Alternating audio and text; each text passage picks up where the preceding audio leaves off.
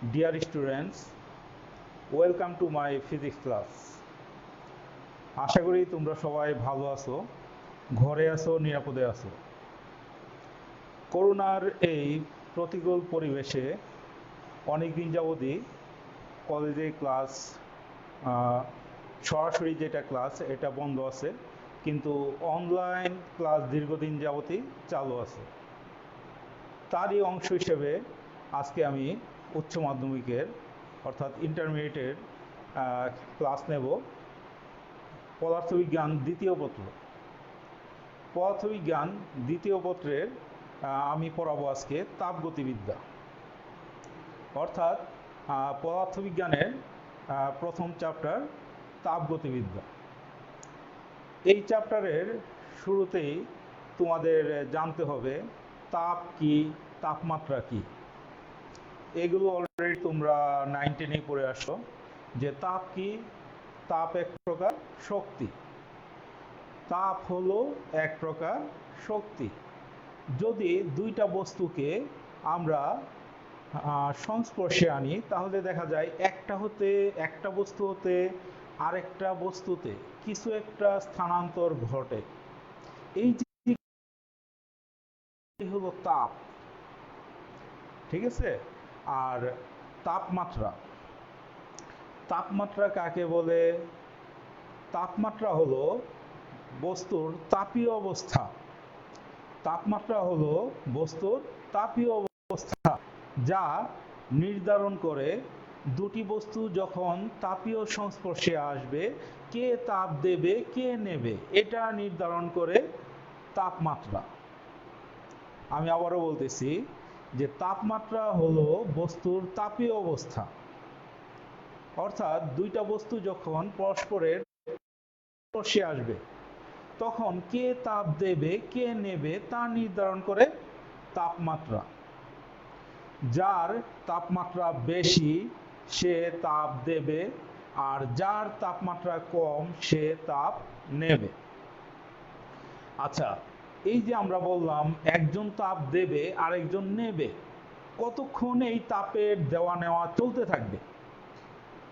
কতক্ষণ এই তাপের দেওয়া নেওয়া চলতে থাকবে? যতক্ষণ না দুইটা বস্তুর তাপমাত্রা সমান হয়।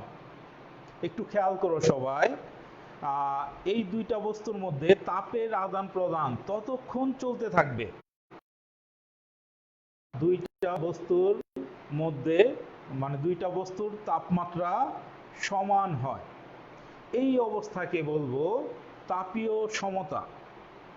এই অবস্থাটাকে বলা হবে তাপীয় সমতা। তাহলে এইখান থেকে তোমরা তিনটা জিনিস পাইলা, তিনটা সংজ্ঞা। একটা হলো তাপ কাকে বলে, তাপমাত্রা কাকে বলে, তাপীয় সমতা কাকে বলে। এই তিনটা সংজ্ঞাই তোমাদের পড়তে হবে। আচ্ছা, এখন তোমাদেরকে যদি আমি প্রশ্ন করি, তোমরা কোনো কিছু স্পর্শ করে, কোনো কিছু টাচ করে তার তাপমাত্রা সম্পর্কে ধারণা নিতে পারবে কিনা, বা তুমি কোনো বস্তুকে স্পর্শ করে বলতে পারবে কিনা যে এই বস্তুটা ঠান্ডা না গরম? আমি জানি তোমাদের ম্যাক্সিমামের পারা যাবে যে আমরা টাচ করে বুঝতে পারবো কোনটা ঠান্ডা কোনটা গরম। আচ্ছা ঠিক আছে, দেখা যাক আসলে বাস্তবে কি। আমরা মনে করো তিনটা পানির পাত্র নিলাম, তিনটা পানির পাত্র নিলাম। একটা পাত্রে রাখলাম নর্মাল পানি, একটা পাত্রে রাখলাম, আরেকটা পাত্রে রাখলাম বরফ গলা ঠান্ডা পানি, আরেকটা পাত্রে রাখলাম কুসুম গরম পানি। একটু খেয়াল করো। আচ্ছা, সাউন্ড সমস্যা হচ্ছে? আচ্ছা, একটু খেয়াল করো।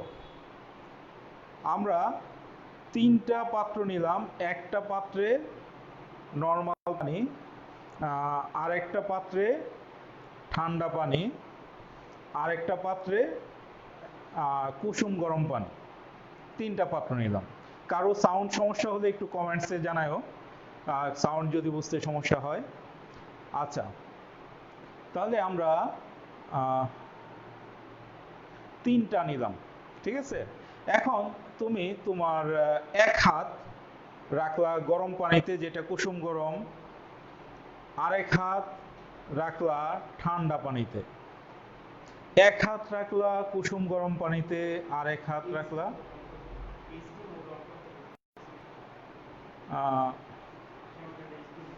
আচ্ছা অন করো, থাক। আচ্ছা, এক হাত রাখবো আমরা গরম পানিতে, আর এক হাত রাখবো ঠান্ডা পানিতে, ঠিক আছে। এখন গরম পানি থেকে যে হাতটা তুললাম, এই হাত আমি যদি নর্মাল পানিতে রাখি তাহলে আমার কাছে কেমন মনে হবে? নর্মাল পানিটা কিন্তু ঠান্ডা মনে হবে, কারণ আমি গরম পানিতে আমার হাতটা গরম হয়ে গেছে। কি সাউন্ড বোঝা যাচ্ছে না? সাউন্ড বুঝতে তো সমস্যার কথা না। সাউন্ড বুঝতে কি সমস্যা হচ্ছে? কমেন্টস করে একটু জানাও।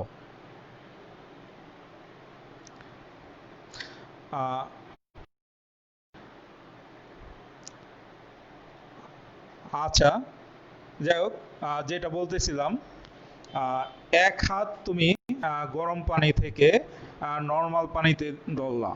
নর্মাল পানিটা তোমার কাছে তখন মনে হবে ঠান্ডা পানি।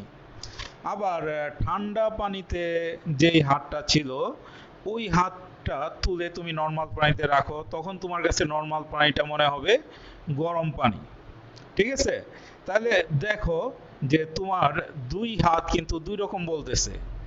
এক হাত নর্মাল পানিটাকে বলতেছে ঠান্ডা পানি, আরেক হাত বলতেছে এটা হলো গরম পানি।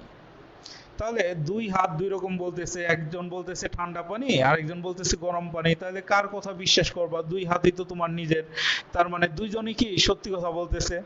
তার মানে আমরা স্পর্শ করে যেটা বুঝি এটা আসলে সাপেক্ষে। আমরা স্পর্শ করে যেটা বুঝতে পারি এটা হলো সাপেক্ষে।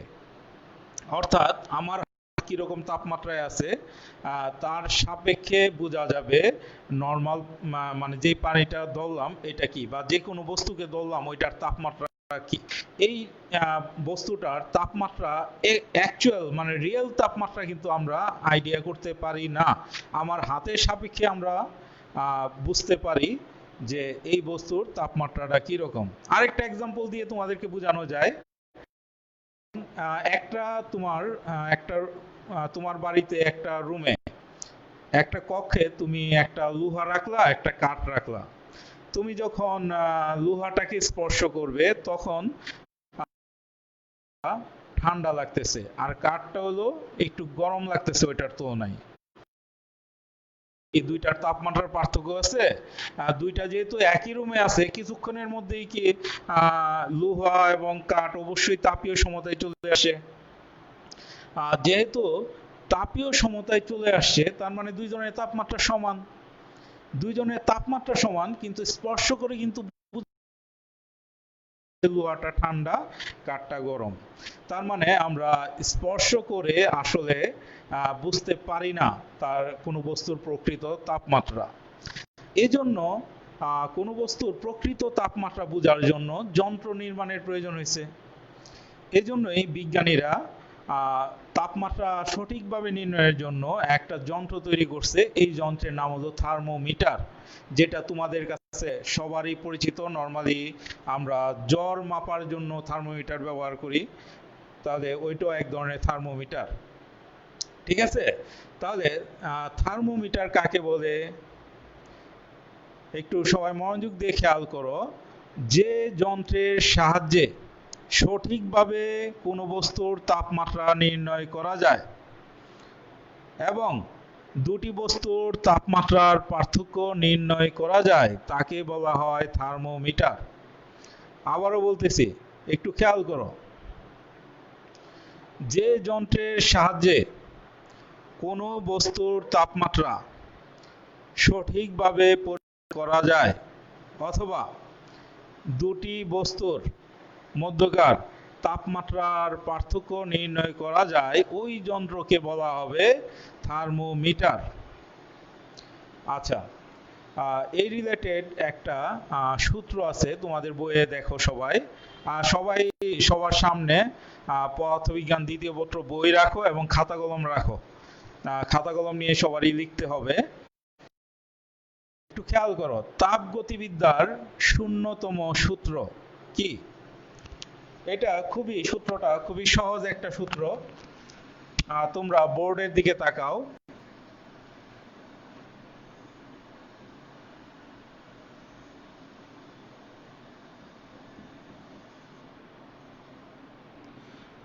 এইখানে দেখো এ বি সি তিনটা বস্তু।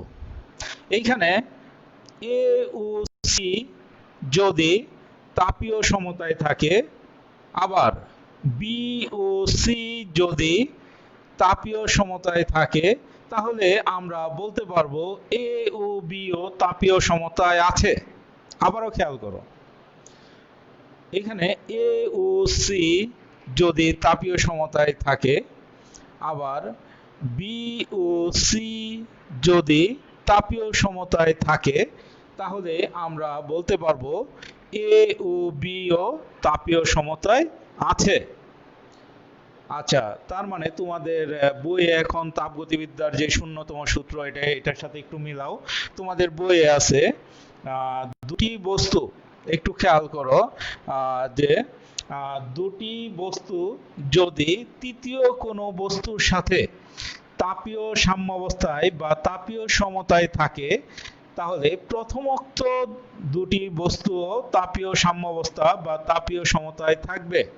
আবারও বলতেছি, খেয়াল করো, যে দুটি বস্তু যদি তৃতীয় কোনো বস্তুর সাথে তাপীয় সাম্যাবস্থায় বা তাপীয় সমতায় থাকে, তাহলে প্রথমোক্ত বস্তু দুটিও তাপীয় সাম্যাবস্থায় বা তাপীয় সমতায় থাকবে। এটাকে বলা হয় তাপগতিবিদ্যার শূন্যতম সূত্র। আচ্ছা, এই সূত্রটা খুব ভালোভাবে তোমরা পড়বা। আচ্ছা, আমরা একটু আগে যে থার্মোমিটারের কথাটা বললাম, থার্মোমিটার, তাহলে থার্মোমিটারটা যদি আমরা তৈরি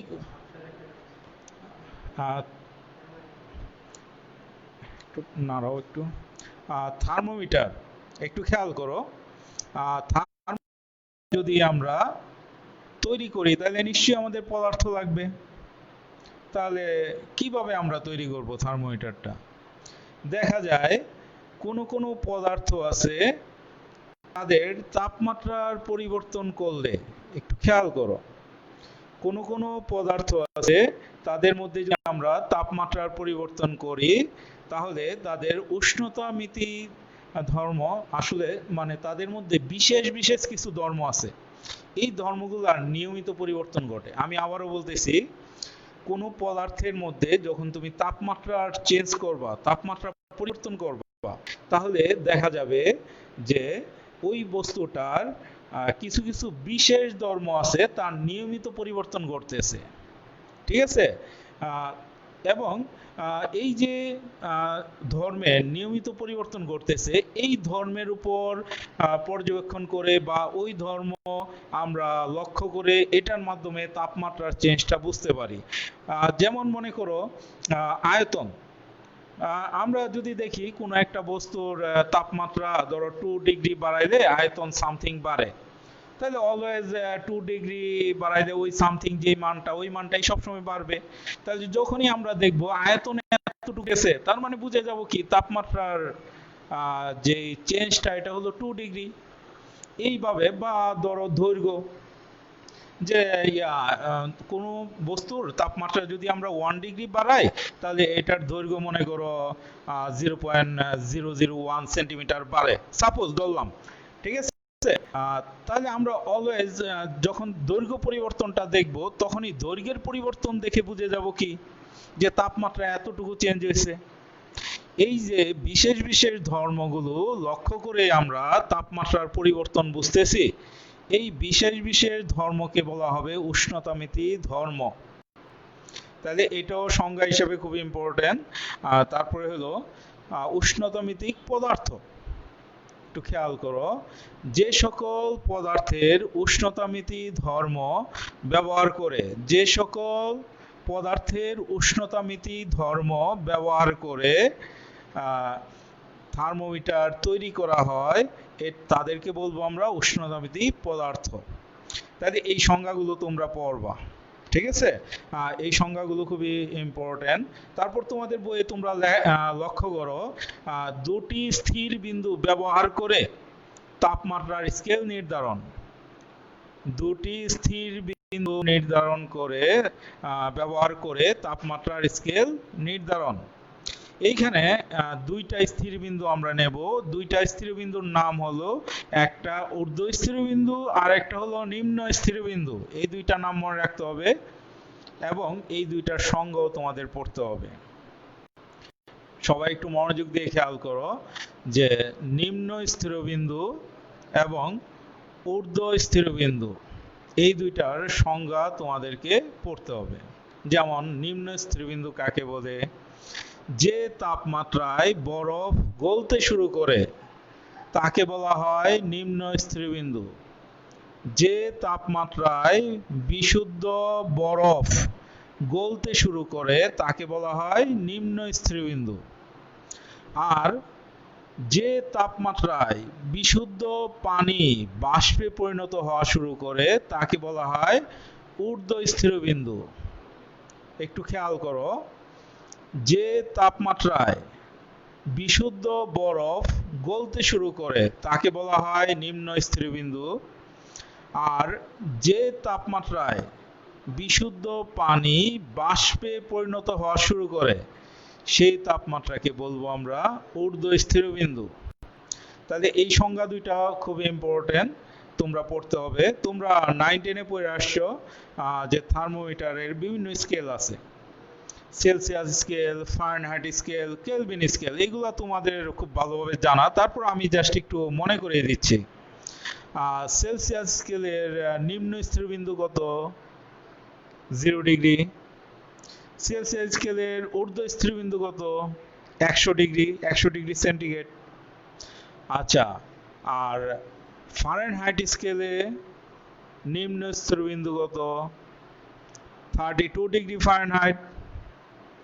আর ফারেনহাইট স্কেলে ঊর্ধ্ব স্থির বিন্দু কত? 212 ডিগ্রি ফারেনহাইট। এগুলো সব জানা তোমাদের। আর কেলভিন স্কেলে নিম্ন স্থির বিন্দু 273 কেলভিন আর ঊর্ধ্ব স্থির বিন্দু 373 কেলভিন। এই মানগুলো যদিও সবাই জানো, তারপর খাতায় একটু লিখে রাখো, এইগুলো আমাদের কাজে লাগবে, আজকেই কাজে লাগবে। আবারও আমি রিপিট করতেছি, সেলসিয়াস স্কেলের, সবাই খাতায় লিখো, সেলসিয়াস স্কেলের নিম্ন স্থির বিন্দু 0 ডিগ্রি এবং ঊর্ধ্ব স্থির বিন্দু 100 ডিগ্রি। আর ফারেনহাইট স্কেলে নিম্ন স্থির বিন্দু 32 আর ঊর্ধ্ব স্থির বিন্দু 212, ঠিক আছে? আর কেলভিন স্কেলে নিম্ন স্থির বিন্দু 273 আর ঊর্ধ্ব স্থির বিন্দু 373 কেলভিন, ঠিক আছে?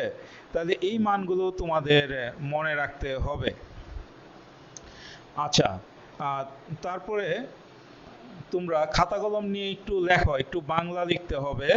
সবাই একটু খাতা কলম নাও, অনেক আগেই বলছি, একটু একটা বাংলা কথা লেখো। তাপমাত্রার পার্থক্য উষ্ণতা মিতি ধর্মের পার্থক্যের সমানুপাতিক। একটু তাড়াতাড়ি লিখো।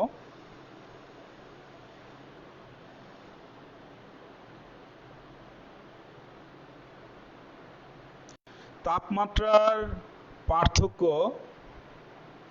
উষ্ণতামিতি ধর্মের পার্থক্যের সমানুপাতিক। আবারও বলতেছি, তাপমাত্রার পার্থক্য উষ্ণতামিতি ধর্মের পার্থক্যের সমানুপাতিক।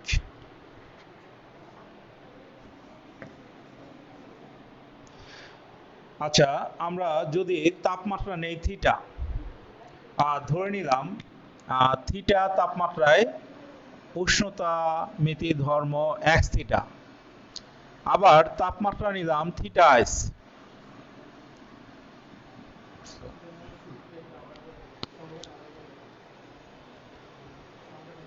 তাপ আচ্ছা, আবারও বলতেছি, একজন কমেন্টসে বললা যে তাপমাত্রার পার্থক্য উষ্ণতা মিতি ধর্মের পার্থক্যের সমানুপাতিক। একটু আগে উষ্ণতা মিতি ধর্ম কি পড়ানো হয়েছে। তাপমাত্রার পার্থক্য উষ্ণতা মিতি ধর্মের পার্থক্যের সমানুপাতিক। একটু ফাস্ট লিখতে হবে। তাপমাত্রার পার্থক্য উষ্ণতা মিতি ধর্মের পার্থক্যের সমানুপাতিক। আচ্ছা, আমরা ধরে নিলাম থিটা তাপমাত্রায় উষ্ণতা মিতি ধর্ম এক্স থিটা, থিটা আইস তাপমাত্রায় উষ্ণতা মিতি ধর্ম এক্স আইস। আইস মানে বুঝতেছি বরফ বিন্দু, বরফ বিন্দু মানে হলো নিম্ন স্তরের বিন্দু। আচ্ছা, তাহলে তাপমাত্রার পার্থক্য কত হবে?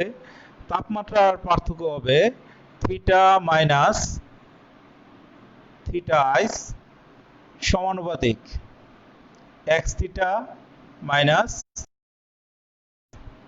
একটু খেয়াল করো, থিটা মাইনাস থিটা আইস সমানুপাতিক x theta minus x ice. এটা হলো তাপমাত্রার পার্থক্য, আর এটা হলো উষ্ণতা মিতি ধর্মের পার্থক্য। আমরা বললাম তাপমাত্রার পার্থক্য উষ্ণতা মিতি ধর্মের পার্থক্যের সমানুপাতিক।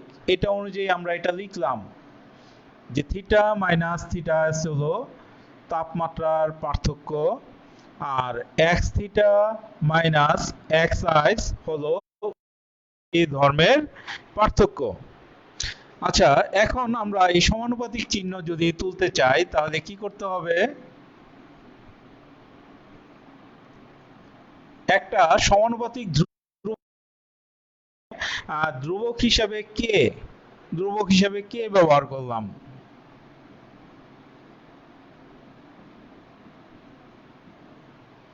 আচ্ছা, একটু খেয়াল করো যে theta minus theta ice equal to k into x theta minus x ice. এটাকে সবাই 1 নম্বর সমীকরণ দিয়ে দাও, 1 নং সমীকরণ। আচ্ছা, তারপর আমরা আবার তাপমাত্রা হলো থিটা স্টিম। স্টিম মানে জানো বাষ্প, ঠিক আছে? বাষ্প বিন্দু মানে হলো ঊর্ধ্ব স্থির বিন্দু, বাষ্প বিন্দু মানে হলো ঊর্ধ্ব স্থির বিন্দু। তাহলে আমরা ধরে নিলাম যে থিটা স্টিম, স্টিম বানান সবাই জানো STEAM।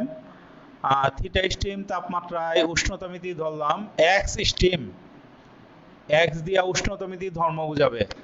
তাহলে থিটা স্টিম তাপমাত্রায় উষ্ণতা মিতি ধর্ম হলো এক্স স্টিম। তাহলে এখন আমরা প্রথম দুইটা যদি চিন্তা করি, আমরা বুঝতেছি এই তিনটার মধ্যে থিটা আইস এর মান হলো সবচেয়ে ছোট, থিটাটা হলো মাঝামাঝি কোনো একটা তাপমাত্রা নিলাম, আর থিটা স্টিম হলো সবচেয়ে বেশি তাপমাত্রা, কারণ বাষ্পবিন্দু তো বেশিই থাকে, তাপমাত্রা তো বেশিই থাকে। তাহলে আমরা যখন এই দুইটার মধ্যে নেব তখন তাপমাত্রার পার্থক্য কত হবে? তাপমাত্রার পার্থক্য হবে থিটা স্টিম মাইনাস থিটা, কিন্তু আমরা নিতে চাচ্ছি এই দুইটা। এই দুইটার মধ্যে যদি নেই তাহলে তাপমাত্রার পার্থক্য হবে theta steam minus theta ice সমানুপাতিক। তাহলে কি হবে? এটা আর এটার মধ্যে x steam minus x ice. একটু খেয়াল করো, আমরা দুইটা তাপমাত্রা নিলাম, একটা হলো ঊর্ধ্ব স্থির বিন্দু আর একটা হলো নিম্ন স্থির বিন্দু, একটা হলো বরফ বিন্দু আর একটা হলো বাষ্প বিন্দু। তাহলে আমরা তাপমাত্রার পার্থক্যটা কি হবে? Theta steam minus theta ice সমানুপাতিক উষ্ণতা মিতি ধর্মের পার্থক্য হবে x steam minus x ice. এইখানেও দেখো একই ব্যাপার, তাপমাত্রার পার্থক্য উষ্ণতা মিতি ধর্মের পার্থক্যের সমানুপাতিক। তাহলে আমরা এইখানে যেভাবে সমানুপাতিক চিহ্নটা তুলছি একইভাবে কি তোমরা তুলতে পারবা না? সমানুপাতিক চিহ্ন কিভাবে তুলবো? সেম আগের মতোই। তাহলে আগের মতো যদি তুলি theta steam minus theta ice equal to k into x steam minus x ice. এটাকে দাও 2 নং সমীকরণ, এটাকে 2 নং সমীকরণ। তাহলে তোমরা দুইটা সমীকরণ পাইলা এখানে, 1 নং সমীকরণ 2 নং সমীকরণ। এখন তোমাদের কাজ হবে 1 নং সমীকরণকে 2 নং সমীকরণ দিয়ে ভাগ দেওয়া। ভাগ তো সবাই দিতে পারো নাকি? আচ্ছা, তাহলে ভাগ দাও। সমীকরণকে 2 নং সমীকরণ দিয়ে ভাগ দিয়ে পাই, কি পাওয়া যায়? উপরে থাকবে থিটা মাইনাস থিটা আইস, আর নিচে কি থাকবে? Theta steam minus theta ice equal to k আর কে কি কাটা যাবে না?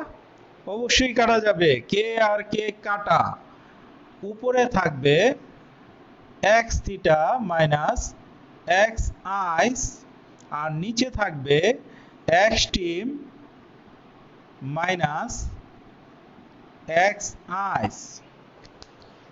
আচ্ছা, একটু খেয়াল করো, theta minus theta ice by theta steam minus theta ice equal to x theta minus x ice by x steam minus x ice. তাহলে আশা করি তোমরা এই পর্যন্ত বুঝতে পারছো। দেখো, আমি রাউন্ড দিলাম, এটা একটা তোমাদের সূত্র হিসাবে মনে রাখবা। আমরা একটু আগে যে বললাম যে স্কেল বিভিন্ন ধরনের আছে, সেলসিয়াস, ফারেনহাইট, কেলভিন, আরো আছে রোমান র্যাঙ্কিং, ওইগুলো দরকার নাই। আমাদের ইন্টারের বইয়ে শুধু 3টা স্কেলের কথাই মূলত বলা আছে, সেলসিয়াস, ফারেনহাইট আর কেলভিন। 3টা স্কেলের জন্য এটা হলো জেনারেল ইকুয়েশন। একটু খেয়াল করো, সেলসিয়াস, ফারেনহাইট, কেলভিন, এই 3টা স্কেলের জন্য এটা হলো জেনারেল ইকুয়েশন। তাই এটা তোমাদের মনে রাখতে হবে। এই পর্যন্ত আশা করি কারো সমস্যা নাই।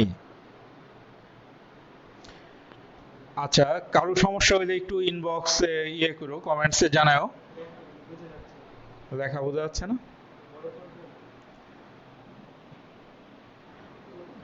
একটু কাছে আনো তো। না না, এভাবে কাছে আনলে তো হবে না, দূর থেকে তো ক্লিয়ারলি বোঝা যাওয়ার কথা।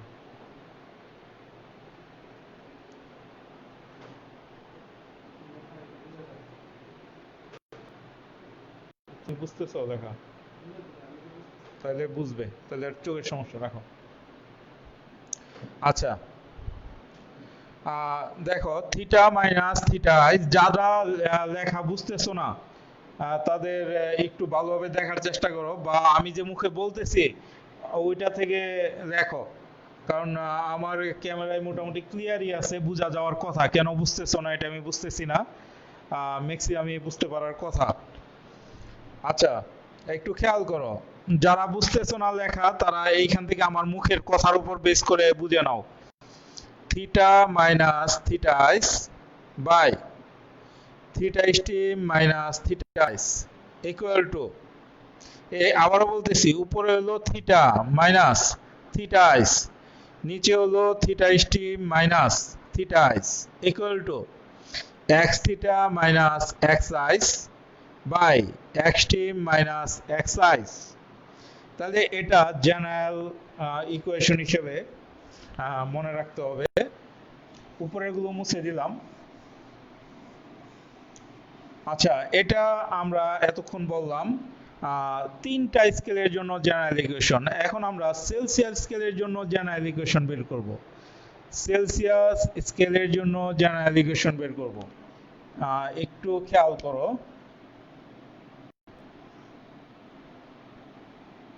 থিটা সেলসিয়াস স্কেলের থিটা আইস মানে হলো সেলসিয়াস স্কেলের নিম্ন স্থিরবিন্দু। সেলসিয়াস স্কেলের নিম্ন স্থিরবিন্দু কত? 0। তাহলে থিটা মাইনাস 0। আর থিটা স্টিম মানে হলো সেলসিয়াস স্কেলের ঊর্ধ্ব স্থিরবিন্দু। থিটা স্টিম মানে কত হবে? 100 মাইনাস থিটা আইস মানে কত? 0। কারণ আগেই বলা হয়েছে থিটা আইস মানে নিম্ন স্থিরবিন্দু, থিটা স্টিম মানে ঊর্ধ্ব স্থিরবিন্দু। তাহলে থিটা মাইনাস 0 বাই 100 মাইনাস 0। আর ডান পাশে যা আছে আমরা তাই রাখবো। x theta minus x ice x steam minus x আইস। তাহলে এই 0 0 তো আমরা বাদ দিয়ে দিতে পারবো। অতএব theta equal to x theta minus x ice x steam minus x ice. এই যে নিচে 100 আছে, 100টা কোনাকুনি যদি গুণ করে দেই উপরে চলে যাবে না? ইনটু 100। তাহলে এই যে আমরা সমীকরণটা পাইলাম, এটা হলো সেলসিয়াস স্কেলের জন্য সাধারণ সমীকরণ। একটু খেয়াল করো, এই যে এটা পাইলাম theta equal to x theta minus x ice by x steam minus x ice into 100। এটা হলো সেলসিয়াস স্কেলের জন্য সাধারণ সমীকরণ। আচ্ছা, কারণ সাধারণ সমীকরণ এই জন্য বললাম, সেলসিয়াস স্কেলের আবার বিভিন্ন ধরনের হতে পারে। উষ্ণতামিতি ধর্মের উপর বেস করে বিভিন্ন ধরনের সেলসিয়াস স্কেল আছে। একটু খেয়াল করো, উষ্ণতামিতি ধর্মের উপর বেস করে বিভিন্ন ধরনের সেলসিয়াস স্কেল হইতে পারে। তোমরা খাতা কলমে একটু লেখো। যেমন আমরা জানি পারদ থার্মোমিটার, সবাই জানো, কারণ আমরা যে জ্বর মাপি এটা হলো পারদ থার্মোমিটার, ভিতরে পারদ দেখা যায়, ঠিক না? আচ্ছা, পারদ কিন্তু মূলত আমরা কিন্তু দেখতেছি দৈর্ঘ্য, যে দৈর্ঘ্য কতটুকু বাড়তেছে, দৈর্ঘ্য বাড়া দেখে আমরা তাপমাত্রাটা বুঝতেছি, তাপমাত্রার পরিবর্তনটা বুঝতেছি, ঠিক আছে? তার মানে এখানে উষ্ণতামিতি ধর্ম হিসাবে কিন্তু দৈর্ঘ্যকে ব্যবহার করা হচ্ছে। তাহলে যখনই বলবে পারদ থার্মোমিটার, তখন আমরা সূত্র সেম থাকবে, খালি প্রতীকটা চেঞ্জ করে দেব।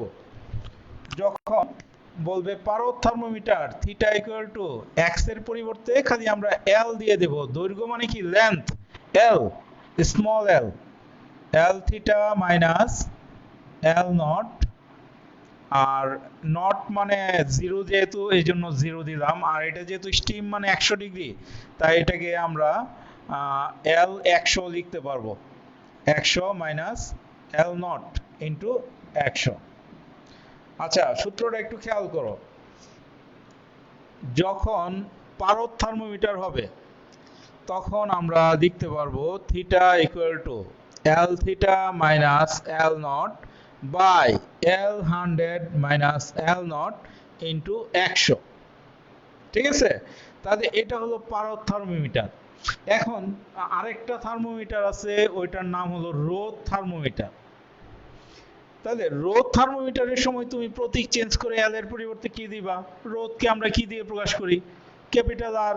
তাহলে এল এর পরিবর্তে হয়ে যাবে কি? ক্যাপিটাল আর, ঠিক আছে? আচ্ছা, তারপরে আছে হলো গ্যাস থার্মোমিটার। একটু খেয়াল করো, গ্যাস থার্মোমিটার আবার দুই ধরনের, স্থির আয়তনে গ্যাস থার্মোমিটার আর স্থির চাপে গ্যাস থার্মোমিটার। একটু খেয়াল করো, তোমরা রোদ থার্মোমিটারে লিখবা আর দিয়ে, ক্যাপিটাল আর দিয়ে সূত্রটা, যে r theta minus r nought by r 100 minus r nought into 100। এখন স্থির আয়তনে গ্যাস থার্মোমিটার, এই ক্ষেত্রে আমরা প্রতীকটা কি দেব? আমি জানি তোমরা অনেকেই বলতেছো ভি। না, স্থির আয়তন, আয়তন তো স্থিরই থাকবে। এল কেন নেওয়া হয়েছে? এল মানে কি? লেন্থ। পারদ থার্মোমিটারের দৈর্ঘ্যের উপর বেস করে তৈরি করা হয়। পারদ থার্মোমিটারের উষ্ণতামিতি ধর্ম হিসাবে দৈর্ঘ্যকে নেওয়া হয়েছে, এই জন্য লেন্থ। লেন্থ এরিয়া কি? প্রথম ওয়ার্ড কি? প্রথম বর্ণ কি? এল, এই জন্য এল নেওয়া হয়েছে। আচ্ছা, আর রোদের ক্ষেত্রে রোধকে আমরা ক্যাপিটাল আর দিয়ে প্রকাশ করি না, এজন্য আমরা রোধ থার্মোমিটারের ক্ষেত্রে নেব r theta minus r nought by r 100 minus r nought into 100। আচ্ছা, তারপরে কি বললাম? তারপরে বললাম স্থির আয়তনে। স্থির আয়তনে মানে কি আয়তনটা স্থির থাকবে। যেহেতু আয়তন স্থির, তাহলে চেঞ্জ হবে কে? চেঞ্জ হবে চাপ। তাই যখন দেখবা স্থির আয়তনে থার্মোমিটার প্রশ্নের মধ্যে থাকবে স্থির আয়তন থার্মোমিটার, তখন তুমি সূত্র লিখবা theta equal two P theta minus P not P 100 minus P not into 100। এটা হলো স্থির আয়তনে থার্মোমিটারের ক্ষেত্রে সূত্র। যেহেতু আয়তন স্থির, তাহলে চেঞ্জ হবে কি? চাপ। এই জন্য P theta minus P naught by P 100 minus P naught. আচ্ছা, তাহলে স্থির চাপে কি হবে? যখন চাপ স্থির থাকবে তাহলে চেঞ্জ হবে কি? আয়তন। চাপ যখন স্থির থাকবে চেঞ্জ হবে আয়তন। তাহলে আয়তন মানে কি? তখন ভি হবে B theta minus B naught B 100 minus B naught into 100। তাহলে এটা হলো স্থির চাপে গ্যাস থার্মোমিটার। উপরেরটা ছিল স্থির আয়তনে গ্যাস থার্মোমিটার, নিচেরটা হলো স্থির চাপে গ্যাস থার্মোমিটার। তাহলে এইগুলো ছিল সেলসিয়াস স্কেলের জন্য। একটু খেয়াল করো, এগুলো ছিল সেলসিয়াস স্কেলের জন্য। আমরা যদি এখন ফারেনহাইট স্কেলের জন্য একইভাবে সূত্র বের করতে চাই, জেনারেল প্রথমে বের করব জেনারেল সূত্র ফারেনহাইটের জন্য। এটি তোমাদের বাড়ির কাজ হিসেবে আমি দিয়ে দিচ্ছি, একটু বাড়িতে করবা তোমরা নিজেরা। এটা তো সবার জন্য সেলসিয়াস ফারেনহাইট কেলভিন, এটা থেকে আমরা সেলসিয়াস বের করছি। এখন এই সমীকরণ থেকে ফারেনহাইট বের করব। কিভাবে বের করব একটু সবাই মনোযোগ দিয়ে খেয়াল করো। থিটা মাইনাস থিটা আইস, ফারেনহাইটে থিটা আইস এর মান কত? থিটা আইস মানে কি? নিম্ন স্থিরবিন্দু। তার মানে থিটা আইস এর মান হবে 32। আর থিটা এক্সট্রিম মানে ঊর্ধ্ব স্থিরবিন্দু। ফারেনহাইটে ঊর্ধ্ব স্থিরবিন্দু কত? 212 মাইনাস থিটা আইস নিম্ন স্থিরবিন্দু, তার মানে কি? 32। তার মানে এইখানে পাচ্ছি থিটা মাইনাস 32, নিচে হলো 212 মাইনাস 32 ইকুয়াল টু ডানে যা আছে তাই থাকবে, এগুলো চেঞ্জ হবে না। তাহলে নিচেরটা যদি আমরা বিয়োগ করি 212 মানে কি 180। 180টাকে যদি আমরা ডানে নিতে চাই, তাহলে নিচে এটা যেহেতু ভাগ আকারে আছে, ডানে গেলে কি গুণ আকারে হবে না? তাহলে এখানে গুণ আকারে হবে 180। তাহলে থিটা মাইনাস 32 সমান পাইলাম এত ইন্টু 180। এখন এই যে 32, এটাকে যদি ডানে নিতে চাই তাহলে কি হবে? এইখানে আছে মাইনাস, ওইদিকে গেলে কি প্লাস হয়ে যাবে না? তাহলে এত ইন্টু 180 প্লাস 32। এইভাবে জেনারেল সমীকরণ বের করবা ফারেনহাইটের জন্য। এটা থেকে আবার দেখবা যে ফারেনহাইট থার্মোমিটার আবার বিভিন্ন ধরনের হতে পারে। পারদ থার্মোমিটার, পারদ থার্মোমিটারের জন্য তখন প্রতীক হিসাবে ওই জেনারেল সূত্রের মধ্যে এল ব্যবহার করবা। আবার যখন রোধ থার্মোমিটার তখন ক্যাপিটাল আর ব্যবহার করবা। আর নিজেরাই করো, আর কি বলবো, এখন বলার কিছু নাই, বাড়ির কাজ নিজেরাই করো। আচ্ছা, তারপর যেটা বললাম, আর যখন স্থির আয়তনে বলা হবে যে স্থির আয়তনে গ্যাস থার্মোমিটার, তখন কি পি দিয়ে। আর যখন বলবে স্থির চাপে তখন হবে ভি দিয়ে। একইভাবে কেলভিন, কেলভিনটা তো ইজিলি এখন পারবা, আশা করি সবাই বুঝে গেছো যে থিটা মাইনাস থিটা আইস, থিটা আইসের জায়গায় কত হবে? 273। আর নিচে থিটা এক্সট্রিমের জায়গায় কত হবে? 373 মাইনাস থিটা আইস মানে কত? 273 equal to x theta minus x ice, x steam minus x ice. আচ্ছা, তাহলে একটু খেয়াল করো, থিটা মাইনাস 273 বাই 373 মাইনাস 273। তাহলে 373 মাইনাস 273 মানে কি 100 না? এই 100টা ডানে গেলে কি গুণ হবে, আর মাইনাস 273টা ডানে গেলে কি প্লাস হয়ে যাবে, প্লাস 273। তাহলে এইভাবে কেলভিনের জন্য জেনারেল ইকুয়েশন বের করবা, করে পারদের জন্য বের করবা, রোদ থার্মোমিটারের জন্য বের করবা, স্থির আয়তনে গ্যাস থার্মোমিটার, স্থির চাপে গ্যাস থার্মোমিটার, এটির জন্য সূত্র লিখবা। তাহলে তোমাদের এগুলো এই যে এটা থেকে ফারেনহাইটের জেনারেল ইকুয়েশন বের করে সূত্রগুলো লেখা, আবার এটা থেকে কেলভিন স্কেলের বের করে বের করবা জেনারেল ইকুয়েশন, তারপরে সবগুলো সূত্র লিখবা। ঠিক আছে?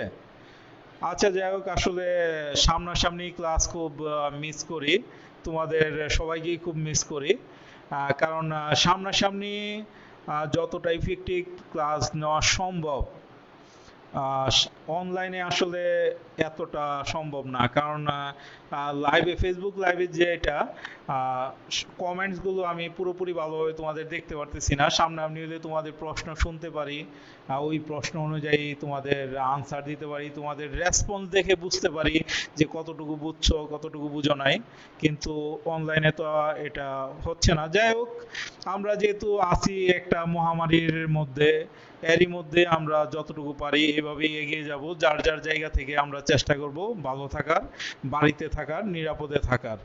তাই সবাই তোমরা ভালো থেকো, অবশ্যই সবাই বাড়িতে থাকবা, সাবধানে থাকবা, নিরাপদে থাকবা। আবার দেখা হবে। খোদা হাফেজ।